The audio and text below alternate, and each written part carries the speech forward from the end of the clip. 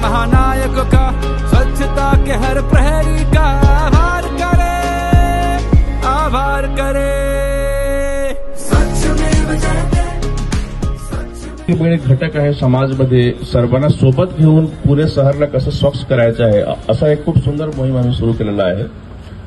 आने वाली पीढ़ी पे इस बात की जिम्मेदारी है, और इस जिम्मेदारी में हम सबकी भागीदारी है, इसे पीढ़ी दर पीढ़ी निभाना है। एक पाऊल हे माझ्या पुणे शहराला व पर्यायाने माझ्या भारत मातेला स्वच्छ ठेवण्याच्या कामी येईल। स्वच्छ पुणे, सुंदर पुणे, आपले पुणे, कचरामुक्त पुणे।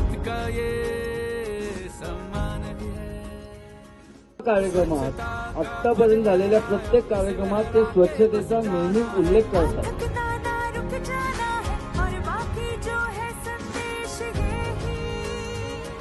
धर्म समझ अपनाना है, स्वच्छता स्वभाव अपनाना है, इसे संस्कार मिलाना है।